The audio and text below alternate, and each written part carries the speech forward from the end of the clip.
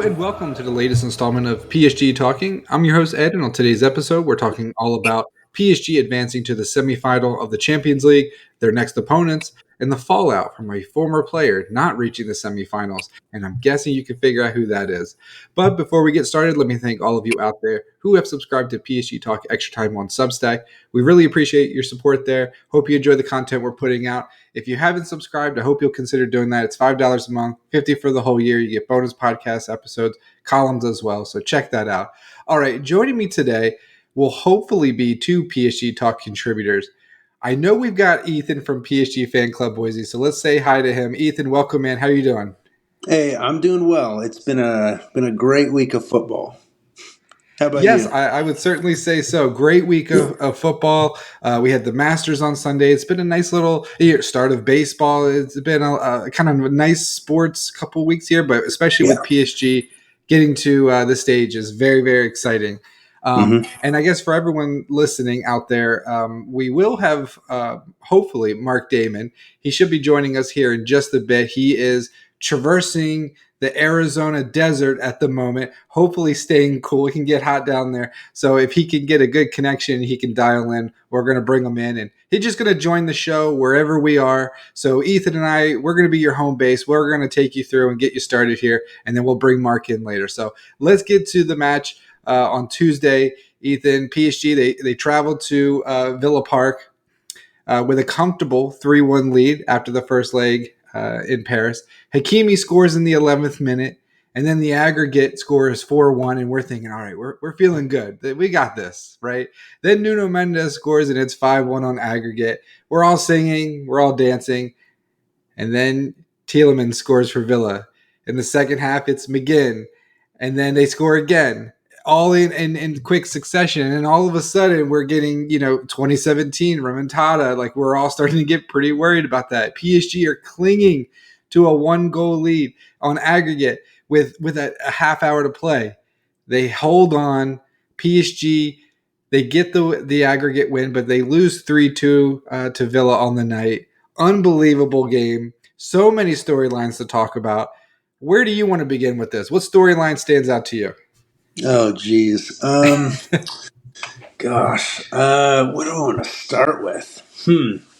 Well, I mean, you did mention flashbacks of that a lot of us were having. We were. I tried to tell myself, no, it's this team's more mature. It's even though they're younger, they're more disciplined. It's not going to happen again. Even though it got testy there for a bit. But yeah, ultimately they did hang on, and I do. Aston Villa were definitely better than us in the second half, but overall in the tie, we were probably the better team for 140, maybe 150 minutes, and it's weird that the Villa, their clear-cut big chances that they created, especially in the second half, those weren't the goal. Those were not the chances that were going in for them. It was two deflections, both off of William Pacho, and I don't know how that first one wasn't given as an own goal. I guess technically because Tielemans' shot was on target, but from the replay, I don't think it was high enough to where it would have tested Donnarumma. I think probably would have been an easy save, but of course it goes off of Pacho's chest right to the back of the net. And then the second one from McGinn from way out. That reportedly, I actually looked at the replay and I haven't seen it, but the commentators said that went off. It deflected weird off of Pancho again, and so he kind of scored twice for Villa technically. Although it's neither were really his fault, especially the second one. But it was weird. And then like I said, they weren't scoring the big chances. Rashford and Asensio. Obviously, Asensio had the big one in like the 75th minute. Didn't 1v1 and Donnarumma makes the save. I think the expected goals rate on that was 0.51, so it was literally like a 50-50 chance. Although, given momentum, it felt more than that. I think Villa fans expected to score there. And I think he Asensio purposely missed that. He knew PSG is the parent club, and he doesn't want to get on their bad side. I'm just kidding, of course, but I just think that'd be a funny storyline if he did. yeah. Maybe I'm going to kick it right at Donnarumma. Well, what about Donnarumma? You mentioned all these chances there, flurry of chances for Villa there at the end, and he stands tall and makes the saves, crucial saves. There was a looping, I think it was a header, and he got his mitt to it. So, Mhm. Donnarumma is a guy who's been under a lot of fire, and people even this season, he didn't start against Bayern. So it sounds like from reports he's going to get the contract extension. Are you team Donnarumma now? Are you fully on board with him after what we've seen in the knockout stage of the Champions League? Dude, I really like to. I kind of pride myself on the fact that, like, if I believe in a player, I'll pretty much never waver from them. But Donnarumma is the guy that I go back and forth on. But I would say, I mean, given the teams that we've played this season, if Donnarumma was really that poor with the ball at his feet in the knockout stages, we probably would have seen it at this point. And so I think, yeah, you definitely do have to lean towards the extension, and I think folks at least should be pro Donnarumma right now, because yeah, he did prevent. I mean, his shot stopping compared to the average goalkeeper, I think the metric was, he prevented something like 0.65 goals on the night compared to the average keeper. So that's probably one extra goal that he kept out compared to the a regular goalkeeper. Yeah, I And mean obviously that was a big which whatever goal, whatever chance you want to choose that he would have stopped that a normal goalkeeper wouldn't have. That obviously was the stop that didn't send it to extra time. So yeah. yeah, great game from him. He did allow three, but like I said, two were deflected, and he kind of weirdly he never had a chance on two of them actually. And the third one was such poor defending from Yeah. Vitinha and Ruiz that I mean the guy was shooting from I don't know like 8 yards, not even. So can't fault him for that. I mean they totally got behind our defense. So yeah, really good game from Donnarumma. He should have won man of the match for us, honestly. I mean, if you were going to give it to us, I think they should have given it to an Aston Villa player, probably Mhm. McGinn, because then They gave it to Dembele, and he they just did. like walked away. He's like, Yeah, I don't want to touch that thing. exactly. That was a great video. Yeah, they should have given it to McGinn or something, and then because I'd say he's the best player on the pitch that game. He was just aggressive for them. And we also could have got one of those great photos of the just like Guirassy had for Dortmund on the same at the same time, where the losing guy that scored had a fantastic night scoring a goal, and Guirassy got a hat trick against Barcelona. You could have had him having that really really sad photo. I know Dembele's photo was sad, but he was more frustrated with the team, whereas obviously he was happy to qualify. Um, but yeah, seeing that kind of photo for the team that was eliminated is kind of always funny to me. I don't even know why they give a trophy for man of the match. Just say man of the match, and that's it. Like, do we need the trophy? Yeah, they should just no. You're kind of right. They should just count it in some like stat. Some Mhm. just have a stat for it. How many man of the match awards you won a year? Cool. Yeah. So Ethan, we talk about man of the match. Dembele gets it in the match against Aston Villa. Let's talk about some poor performances because there was a lot going on with Villa in that second half, Yeah, just overwhelming PSG. You mentioned Pacho, a goal went in off his head and deflected another one. I thought Marquinhos was really poor. I even thought some of our fullbacks, yeah, they both scored, but I thought late in the match it was we don't need you getting forward so much, like kind yeah, of sit back and be more defensive minded. So I was a little disappointed with them when we're just trying to close this match out. I think they let him back in. Barcola, he gets the start. I don't think he really jumped off the pitch too much for me. So, but for you, who maybe a player or two that you thought was disappointing and contributed to the comeback for Villa? yeah. So I would say a lot of people have highlighted Vitinha. I think had his probably his worst game in months. Just kind of failed to control the tempo of the game at times, and Yeah, I'd say the whole team, wasn't really doing him a lot of favors with the fullbacks playing up so high the whole time. And Dembele even said after in the post game interview that after we went 5-1 up, we kind of underestimated them, and they weren't mentally locked in. But I think Vitinha was pretty poor. Good thing we don't see that from him often. And then I also don't think that Kvara was impressive at all. I mean, it felt like he was, and I often feel this a lot about him, which is why I often prefer Barcola and Doué starting over him in certain games. Is sometimes he just tries to do too much with the ball. His chemistry with the rest of the team isn't 100% there, and I feel like you can kind of tell.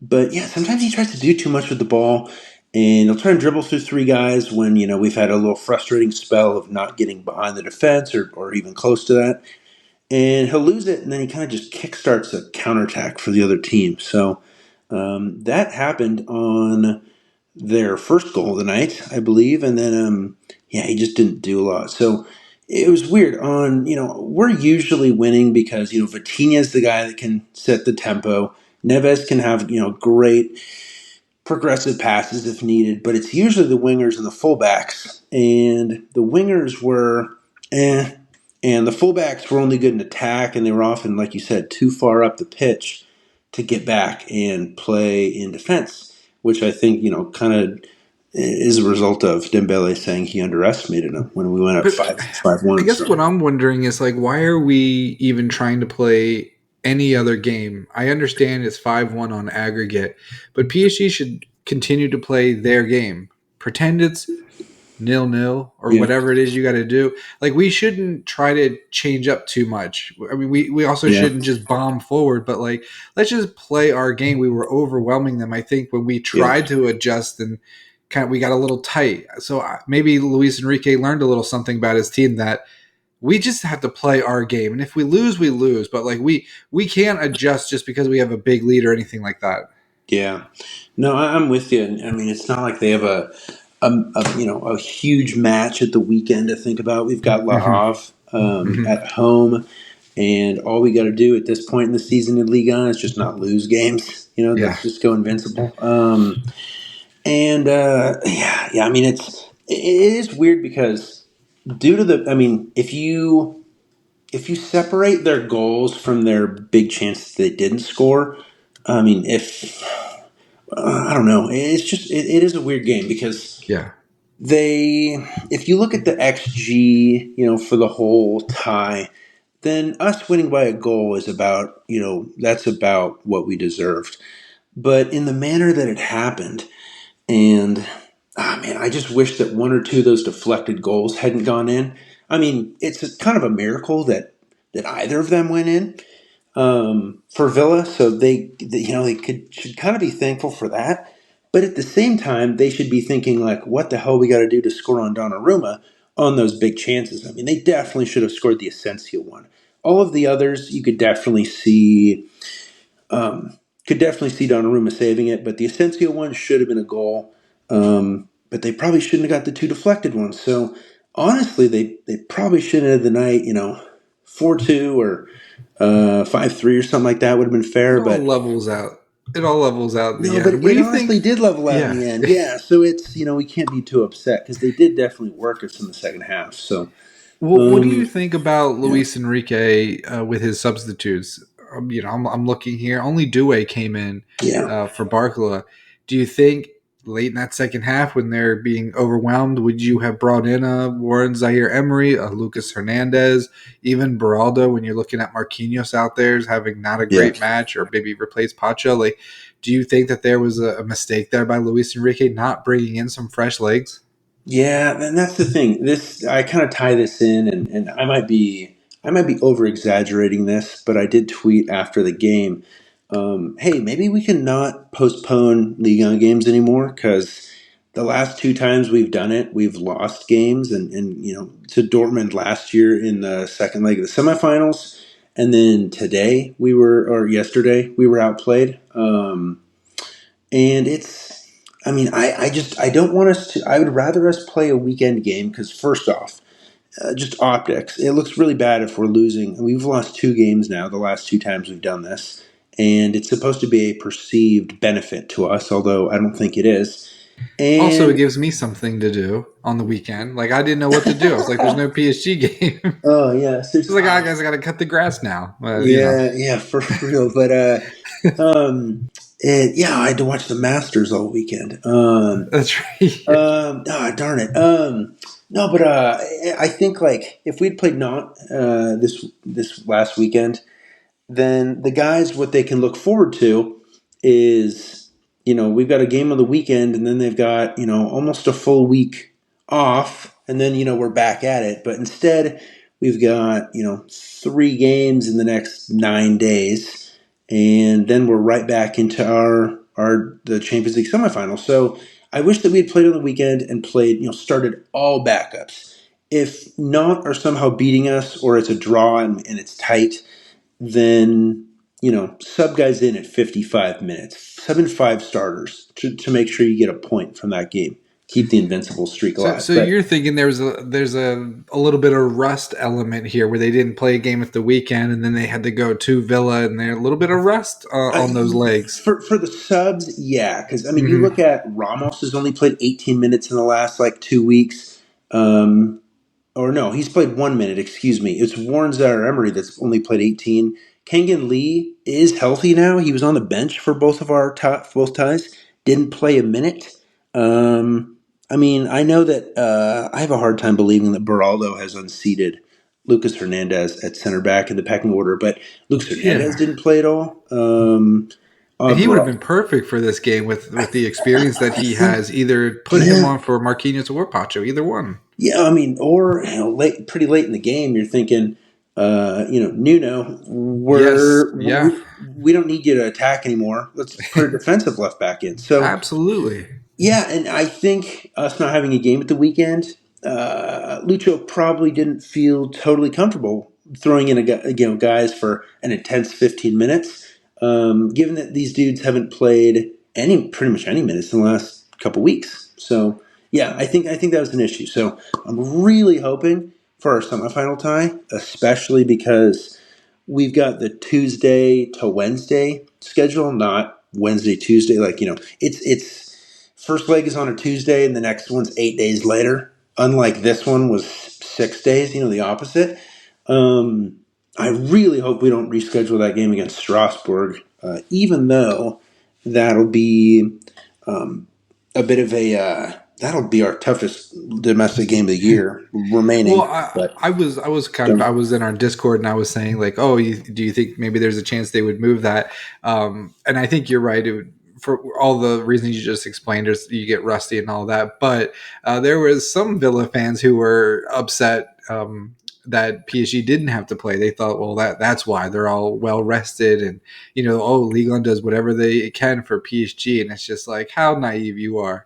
That league will go out of its way whatever they can make inconvenient for PSG. And then also the talking point always was, well, their league doesn't really prepare themselves. I mean, it just back and forth flip flopping. So. But it would be funny if they did move that game just to kind of rile up the Premier League fans.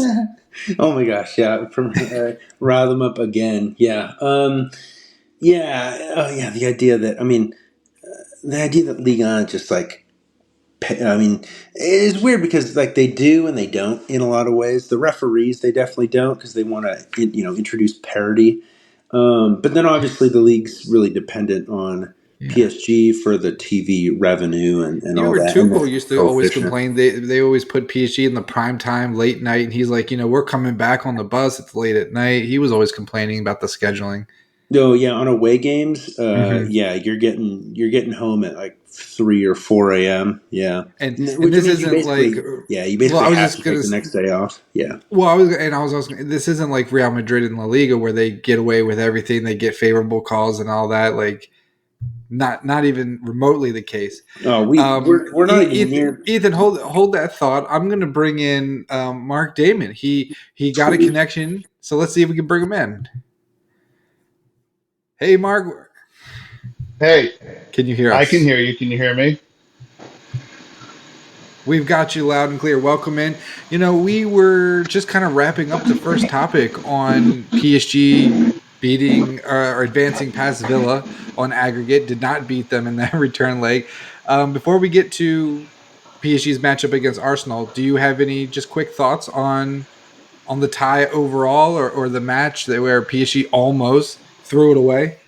Well, there's definitely a lot of trauma involved in that second half where it really did feel like all the old ghosts were coming back to haunt the mansion, if you would put it like that. But really, it was a bad 10, 15 minutes, right? Like from pretty much about the 48th, 49th minute to about the 65th minute, they very much looked like a team that they had not looked like for a lot of the year, for pretty much all of the year. I really didn't recognize the team that we saw for those 15 minutes. Probably good to know that that team is still in there because, at least for the players' sake, they know that that's a possibility. And, you know, going into the next round, obviously, I don't think you'll see that kind of mental lapse like you saw. But all of these games are lessons for this team and this young team. So I guess better to learn this lesson in a win than a loss.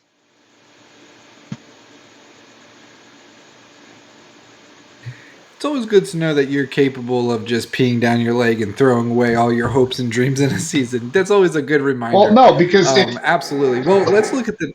yeah, because Go and ahead. I've said this before. Really, the Champions League a lot of the times comes down to consistently how well you can play over the course of a lot of games. Like it's not always about what you can do at your peak.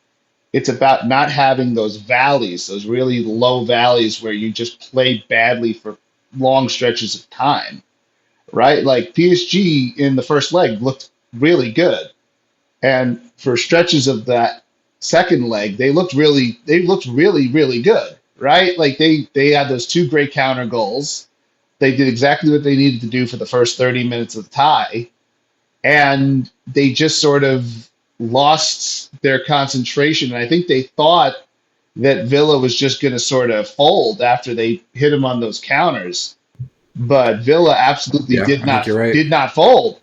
And that's the thing that 10 to 15 minutes, Villa had 4 to 5 high quality chances.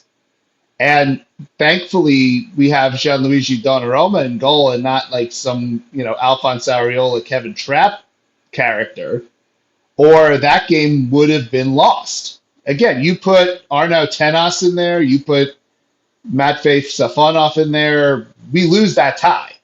Like, I think it really needs to be said that Donnarumma was the MVP of that second leg, keeping them there and steadying the ship. And I think once PSG sort of took that punch, they found a way to, recover and start playing solid football again. Yeah, without Donnarumma, we don't get past Liverpool. Probably don't get past Aston Villa, but PSG now find themselves in the semifinal. So, in the next round, PSG they will take on Arsenal. It's a rematch from the league phase where Arsenal won 2-0 against PSG at the Emirates Stadium. But that was at the start of the Champions League campaign, and a lot has changed since then. We've had injuries, players come in and out of both starting lineups. So, with this tie, the first match will be in London on April 29th, and then the return leg in Paris on May 7th. I think I got those dates right. So, Ethan, let me go to you. Is this a good matchup for PSG? What has you optimistic? What has you a little bit nervous or worried? Yeah, is it a good matchup? No, I would have much rather played Real Madrid. Arsenal are far better. I predicted Arsenal would win this tie, and they really, I mean, Arsenal made Real Madrid look like 2021, 2022 Paris Saint-Germain. They're not going to win the Premier League, but I feel like their physical style and they're great on set pieces in all capacities pretty much, and they've got a really good defense. And now that Bukayo Saka is back, I've always thought he is phenomenal. They've got their X factor and attack back. I mean, they're not the best attacking side out there. They have a bunch of goals in this Champions League season, but I probably wouldn't say their attack's as good as ours or Barcelona, but their defense is definitely better than ours. And I am worried about for the same way they beat us on October 1st earlier in the season. Physical, good on set pieces. Those are two things that really can hurt us. I mean, I feel like they're just a tactical nightmare all around. And They are going to be yeah, without Thomas Partey. they I will, believe he picked up a yellow card, so and he's one of their that physical midfielders. that could be big. Yeah, that could be super important. Weirdly enough, the very first game we played from them, I don't expect the tie to look too much like that one in terms of attacking. I mean, that game was pretty boring, actually. I think both teams didn't even produce .75 expected goals. We were starting Kang-In and Désiré Doué in attack, and Doué did not have it yet. He was still definitely finding his footing. I mean, Doué was just flat out bad until December, and then he turned it on December. Now he's obviously been phenomenal. He just took, like it takes oftentimes going to a new club like that, especially one of these big ones that's contending for the Champions League. It can take you a couple months or a season to adapt. So the good thing is we've improved a lot, but I'd say Arsenal has as well. But they've got a few injuries since then, and Partey will be out. But Saka is someone to watch. I mean, their midfield is super good, even with Thomas Partey out. And I mean, maybe I'm jumping the gun on. I'm not going to make a prediction, but I said a couple days ago, if we get Arsenal, I'm just right now. I'm not saying we won't win, but I'm putting them as the slight favorites above us. So Yeah, I think most betting sites have PSG and Barcelona as the favorites. Mark, you didn't hear the intro. We're going to get into Mr. Mbappé and Real Madrid not making it through. So let's stick with just Arsenal at the moment, looking at that matchup. I echo a lot of what Ethan said. I think they're physical. I think they're good on set pieces. That's where we're weak. I like having the second leg in Paris, so we'll know what we need to do at home. But is there any what makes you optimistic about this tie for PSG? Well, I think Ethan certainly touched on some of the things that I would say. That front three that PSG trotted out there on October 1st, without Ousmane Dembélé, who was benched for dissent with the coach. So you had Kang-In playing false nine, which was a disaster, and Désiré Doué, who, as Ethan said, was not nearly what he is now, and no Kavicha Kvaratskhelia as well. So you're adding Ousmane Dembélé, a vastly improved Désiré Doué, and Kavicha Kvaratskhelia to your attack. Kang-In is not going to probably come close to seeing the field in that game.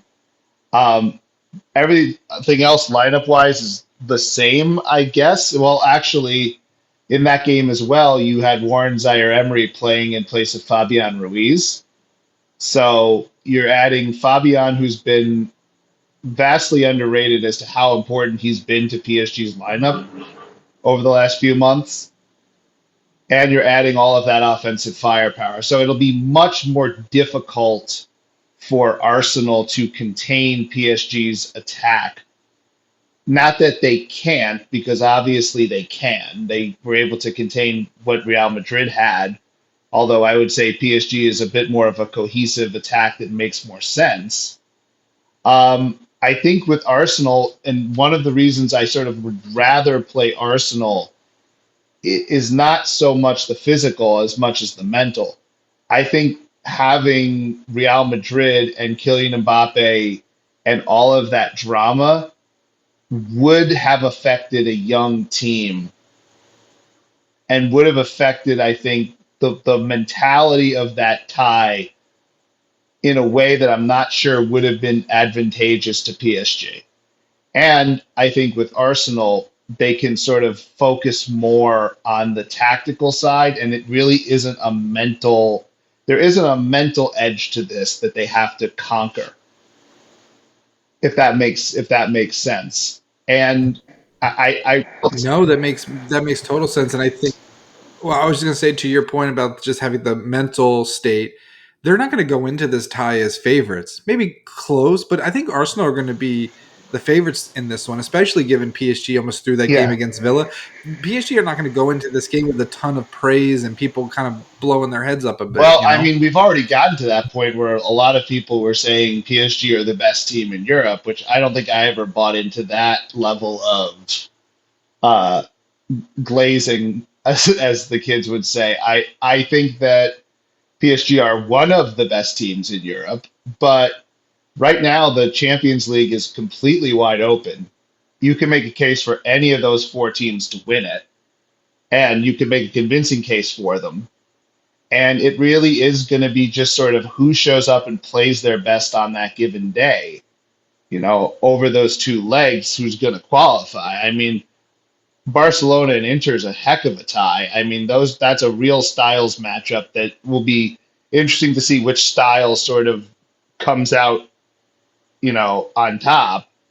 And PSG and Arsenal are certainly a styles matchup. And I will say this: I think that PSG understands sort of what they have to do to beat Arsenal. I don't think it's a puzzle that they can't solve. It just becomes a matter of, the execution and not giving Arsenal the dangerous counters that would lead to fouls, that lead to set pieces. You know, it's just going to, I think PSG are going to be far more prepared. And I think in that first leg, they looked really sort of out of their depth at times, trying to defend what Arsenal were doing, even though Arsenal really weren't generating a whole lot of chances. They were still controlling the game. I think PSG will be in a much better position to control the game than they were on October 1st. I think you're right, and I think we've talked a lot about him so far as Donnarumma on these set pieces. At 6'5", whatever he is, come out and punch the ball away, claim it, grab the ball. I think he may not be great with the ball at his feet, but he can certainly get to some of these set pieces. I think in that first game against Arsenal, he was a little bit timid. It got pushed around. I think he'll be watching a lot of tape. I think Luis Enrique's staff will be coaching him up.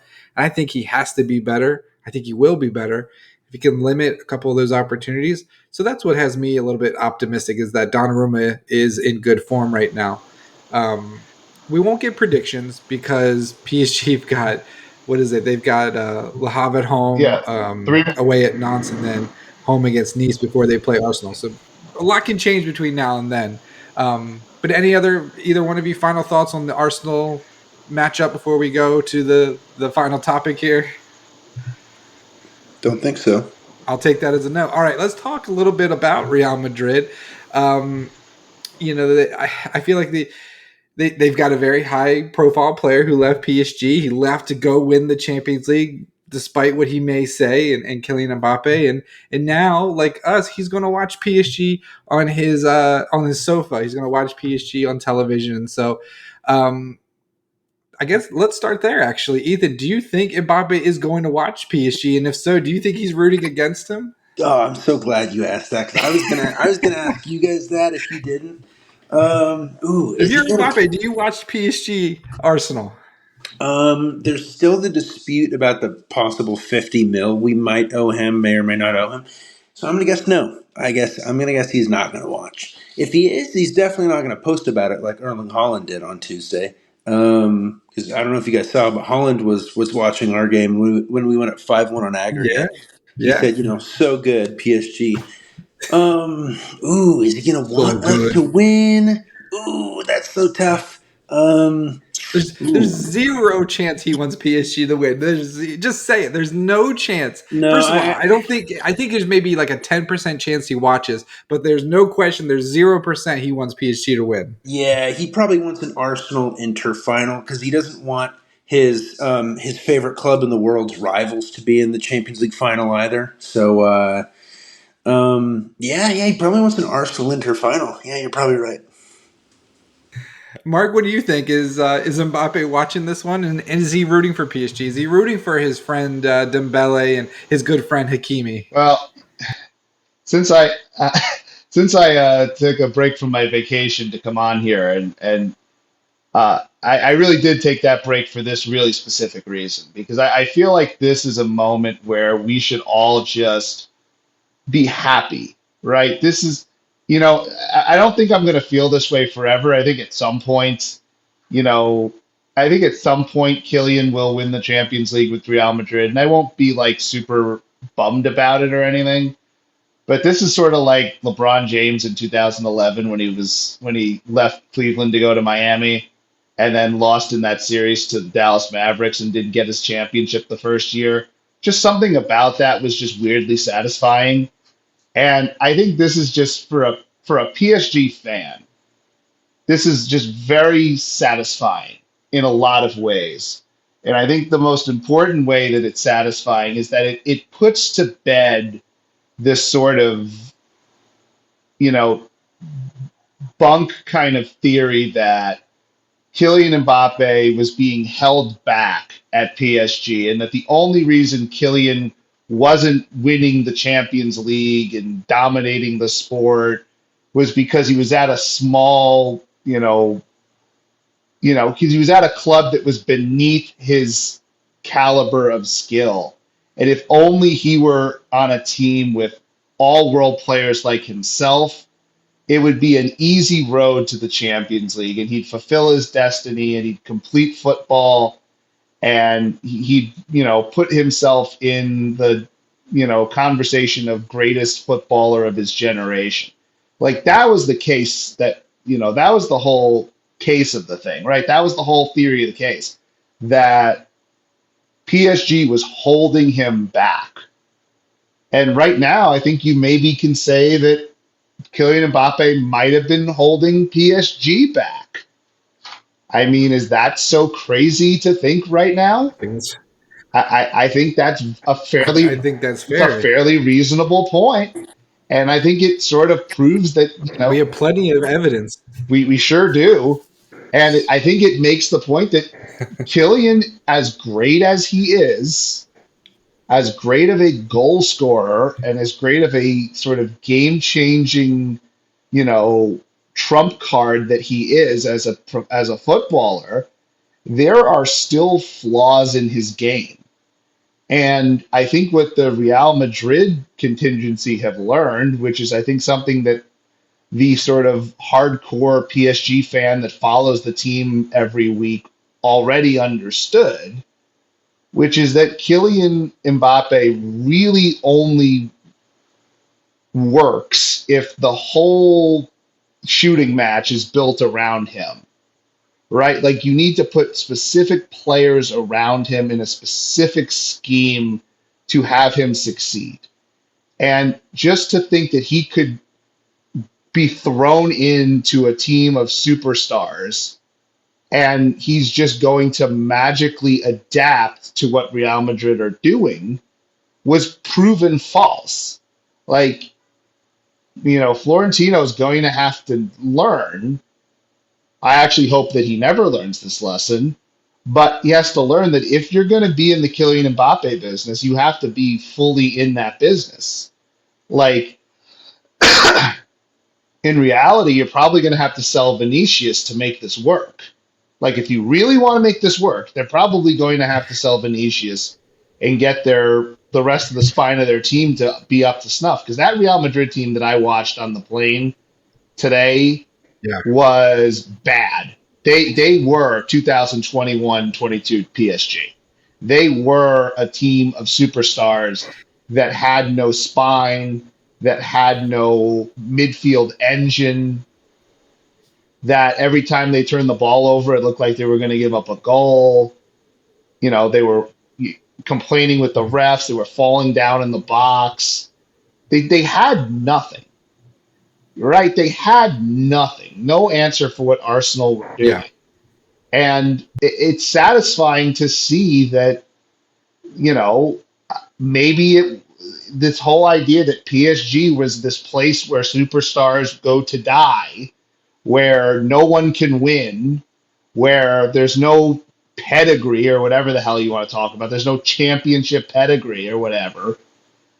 I'm glad that that's been put to bed. And I think, at least for this year, having PSG with a more team oriented concept go farther than Real Madrid with the superstar Galacticos is a great example. And I think it's a good sort of proof of concept for someone like Nasser, who I think is committed to this project and he's committed to it going forward.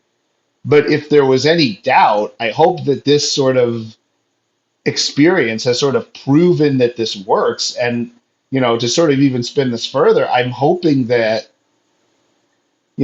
common sense will prevail and that, Luis Campos will get the deal and the money that he needs to stay with the club for a longer period of time. Because obviously this has worked out better than I think any one of us could have imagined. It's hard to argue. Yeah, it's hard to argue against that. It's absolutely has worked out. I want to get back to a point that you had mentioned about maybe some changes at Real Madrid. And Ethan, let me bring you in here for this question.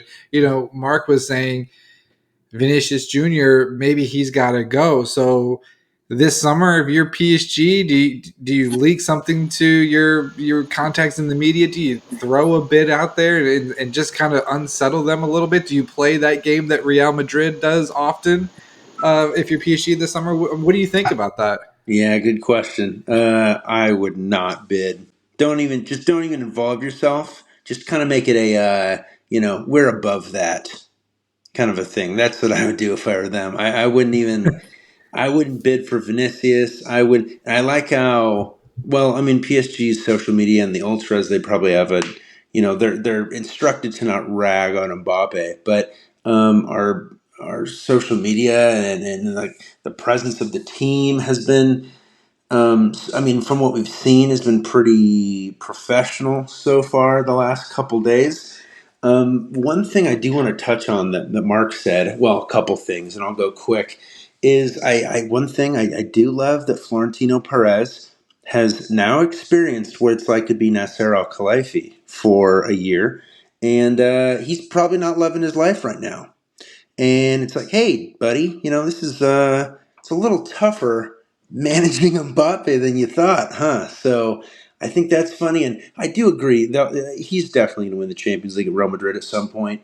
They'll get rid of Vinicius or something, and they'll get like a real striker that suits Mbappe well, and they'll have they'll find someone to actually replace Toni Kroos because they're clearly missing him.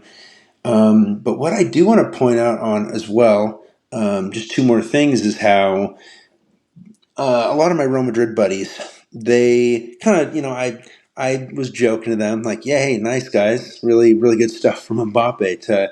Feels like he's always making the wrong career decisions, and they kind of talked it down, saying, oh, we've had some injuries on defense. So I'm like, okay, fine. You could maybe attribute injuries for allowing 4 goals, and then the fifth one was just because they committed everyone forward. But what you can't really deny is the fact that you only got 1 goal, and it was because William Saliba was, stargazing. Well, I guess the roof was closed tonight. He was staring at the nice architecture of the Estadio Santiago Bernabeu, and just basically gifted that goal to Vinicius. But you've got all those dudes at Real Madrid that you've got a lot of those guys that all rejected PSG and went there. Tchouameni Camavinga was suspended, and Mbappe, and those dudes were all on the pitch at some point in this tie, and they all failed to play as well as current PSG players. So that definitely makes me think of we very quickly closed the gap on the top clubs in Europe. And last thing that Mark said, speaking on pedigree, I love that they were eliminated by a fellow non-Champions League winner in Arsenal, because Arsenal is just the Great us of point. England. I mean, Yep, pretty much. people rag on them the way they rag on us in England. And for Arsenal to do that is we can kind of think of it as an extension of ourselves if we really want to stretch this. That, hey, look, you don't have to be this club that has all this history. Whatever you did in 1955 in the first European Cup, beating Reims while playing a team from Hungary or something, that doesn't automatically make you better in the year 2025. And Arsenal showed that. So I love that they got beat by Arsenal of all teams. They almost got beat by another non. Well, They they should they could have have played been. the three. Yeah, exactly. They probably should have been eliminated by Atletico before. And if I Yep. mean, so they're kind of connected to all the three biggest clubs who have never won the Champions League: Atleti, Arsenal, and us. And they proved that they really weren't better than any of those three this year, if we're being honest. So, Well, I'm not even sure this is a real quote, but it was, yeah, I saw it on Twitter. It was like Thibaut Courtois was talking to the media afterwards, and he was like, "Oh, we put so many crosses in the box. I wish we had a player like Jose Lu out there." Like that's just funny to me. Like that yeah, would, he's talking about he's talking about Hosalu in the post game. yeah. The It's dude plays in like the like if second only of we had, Saudi Arabia. yeah, if No, only we had Jose Lu out there, we would have been in that tie. Like imagine like after we lost to, imagine after we lost to Manchester City in 2021, that if somebody like Leandro Paredes went out in the media and said, "Oh, if only Maxim Choupo-Moting was out there to finish those balls in the box, that would have really turned that tie oh around." man, Like, no, but it's like this is the point. oh man, This is the point, though. It's like, are we like so much of what Real Madrid were doing the last week was just pure vibes and nonsense, right? Like we're down 3-0. We're gonna make it on the backs of our fans and our reputation, right? And I think I saw that a lot over the years at PSG, where it would basically just be, oh, we're down going into the second leg. What are we going to do to come back? Oh, I know. We're going to get the fans into it. And the fans are going to carry us the rest of the way. And it's like, you actually have to have strategy. You actually have to have tactics. You actually have to have skill. Like, you can't win. You can't just win on vibes, right? Like, you need more than that. And I think you You need have. more than fake transfer rumors. Yeah, but what we have are the four, I think, best teams in Europe this year in the Champions League semifinal. Is there any of those four teams that don't belong? They all belong there. They're all there. Those are the, if you said who are the four best teams in Europe this year, you would say some version Mhm. of PSG, Inter, Barcelona, Arsenal, and then maybe Liverpool, right? Those would be your top five. I think they're my Yeah. top five. Do you, do you like Barcelona to win that other tie? Do you think if PSG does get through, it'll be against Barcelona in the final? I think so much of it is how you can never tell how these things are going to go.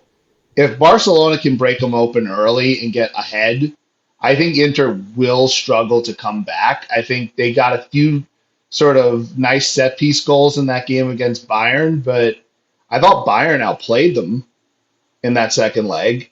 And I think Inter's natural instinct is going to be to sort of, curl up and try to absorb the pressure.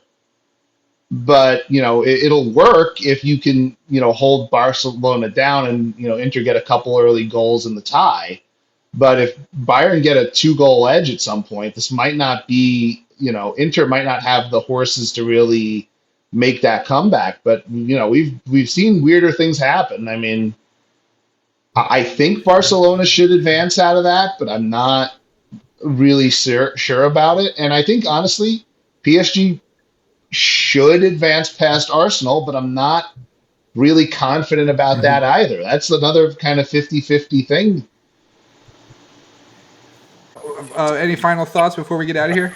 yeah, I guess I do. I do want to touch on you guys know me. I'm a big XG guy. I don't know like the expected goals in that tie, but Bayern definitely led, and so that and I think unless you ask like the most biased Bayern supporter this year, I think anyone would tell you that yeah they were good, but they weren't like amazing, and they probably should have beaten Inter. So while Inter is a very good defensive team.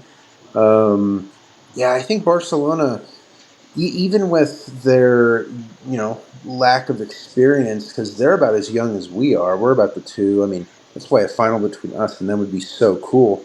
It could be like a changing of the guard. Like these two teams are really young and both have a great chance of dominating Europe for like the next 8 years.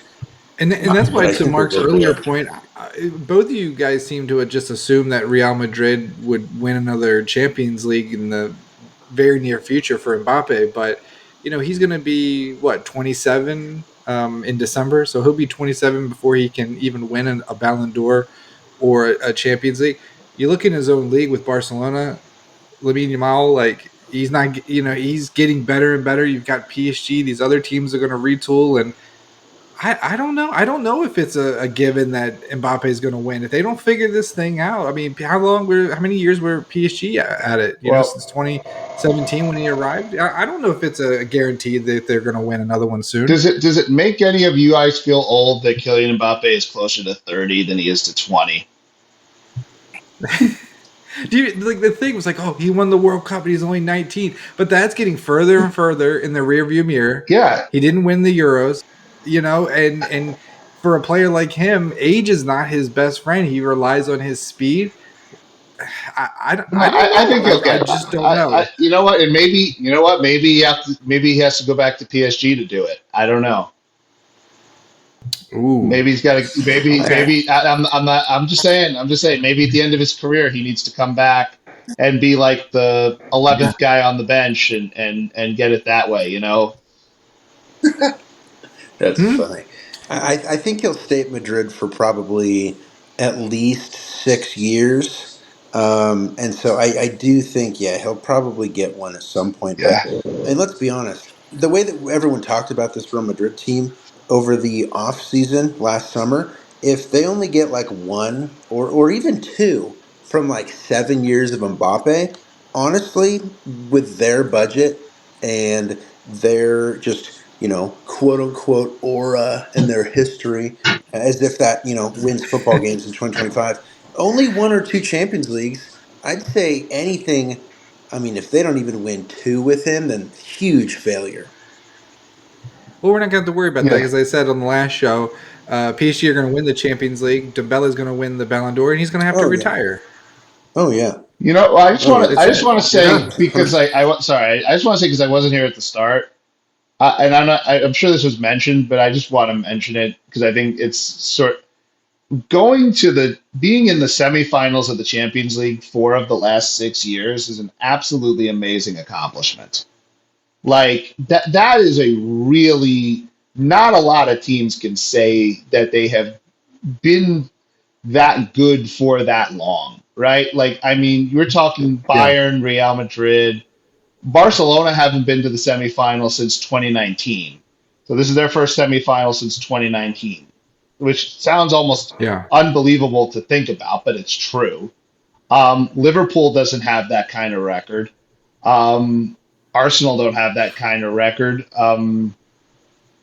It's not a long list of teams that can say, 4 of the last 6 years they've been in that final four. And like, a couple of those years were, you have to give credit to that sort of late stage Neymar, Mbappe, Di Maria team, those teams that Yeah. were able to almost get there. And then you have that 2 year stretch where Messi shows up and we don't get out of the round of 16, which take that for what you want. Um, and then, with Enrique, it's back to back. He's the first manager to take PSG to back to back Champions League semifinals. Um, and In his first 2 years, it's not like it took him 5 years to ramp no, up. this is this decade. which we're about halfway through the decade now, has really been a strong it's turning out to be the strongest decade in the history of the club. And it might not happen this year, but you would think that there's going to be Champions Leagues coming out of this run, and it's been.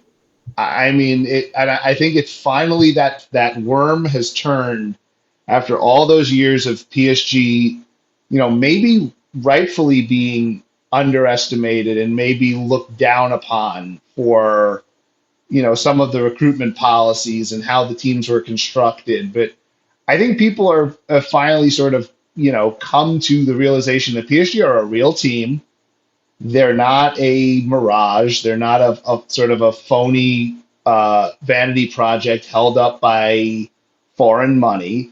It's a real business. It generates real money, and they win real. They win. They beat real. They actually beat good teams, and they're consistently at the top of Europe. And like it's also why this was so important, I think, to just show that even without, and I said this, I think on the last show, this was the first time they've been to a Champions League semifinal without either Kylian Mbappe or Zlatan Ibrahimovic since 1994. So, or 95. I think it was 94 or 95 when they went to the It was 95. Yeah, so it was 95. So they this is the first time. No, actually, the actual stat. I'm sorry, I messed that up. It's late. The jet lag is real. This was the first time they had won the league since 1994 without either Zlatan or Mbappe in the team. So I think what that's showing is that this is a real thing that is going to stay around. It ain't going anywhere. Like, you want to talk about, when PSG were going to fall off and when this whole project was going to fail. And I think it's pretty safe to say the project has succeeded. And I think that's sort of been cemented over the last few years that this is a European power for decades to come. And now you look at the way things are. They've got an away match at Arsenal. Then they get a home match. If they can get through that, then they go to a neutral field in Munich. I think it was where the final is. So it's three matches. If they could just get it right, get a little bit of luck, we're lifting that trophy. It's within sight right now. And so all we can do is get through these next matches for PSG, get in good fitness, good form, and let's see what happens. I think we got a really good chance against Arsenal. So we'll preview that one as we get closer. We'll have you guys back on and some of the other contributors. We'll definitely talk more about that. But Marc, you're on vacation, so let's get you well rested and having fun out there in the desert. And Ethan, I know it's late for us here. So thank you guys so much for coming on. Remember, you can follow them on X at MarcDamon9, at PSG_Boise. Thank you all for listening and subscribing as well. We really appreciate you. Really appreciate the support. We'll have a lot more on all things PSG. But until next time. Au revoir for now.